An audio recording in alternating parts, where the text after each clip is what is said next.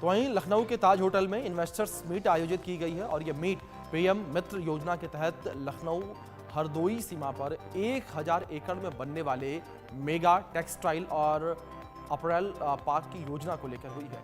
इसमें प्रदेश के मुख्यमंत्री योगी आदित्यनाथ के साथ साथ मुख्य सचिव मनोज सिंह, टेक्सटाइल की बड़ी इंडस्ट्रीज के मालिक मौजूद रहे। इस दौरान सरकार का लुधियाना की एक कंपनी से 500 करोड़ रुपए का एमओयू साइन हुआ है।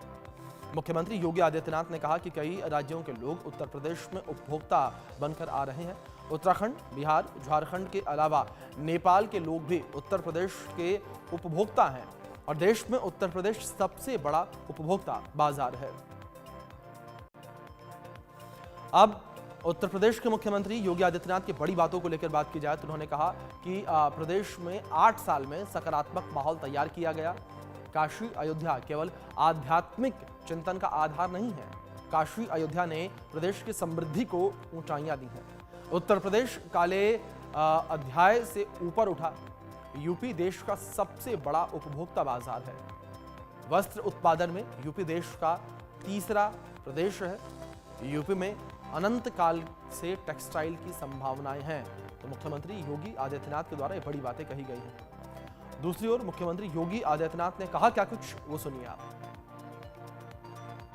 निवेशकों को जिन्होंने अपने प्रोडक्शन को प्रारंभ किया है पॉलिसी के दायरे में आकर के सभी इंसेंटिव, यद्यपि हम लोग अब इसको भी इंसेंटिव वितरण को भी हमारी ऑनलाइन सारी प्रक्रिया आगे बढ़ चल रही है। डीबीटी के माध्यम से हम उनके अकाउंट में स्वयं भेजते हैं और उत्तर प्रदेश देश का पहला राज्य है जिसमें अब तक सर्वाधिक अपने इन्वेस्टर को सर्वाधिक इंसेंटिव भी वितरित करने की कार्रवाई को आगे बढ़ाया है।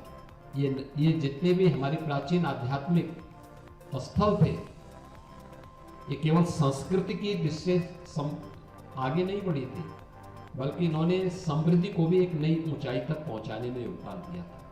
काशी, भदोई और मिर्जापुर, यह सिल्क का एक क्लस्टर है। वाराणसी साड़ी, कौन से ऐसे भारतीय परिवार होंगे जिन परिवारों में किसी मांगलिक कार्यक्रम में वाराणसी की साड़ी लोगों की पसंद न बनती हो।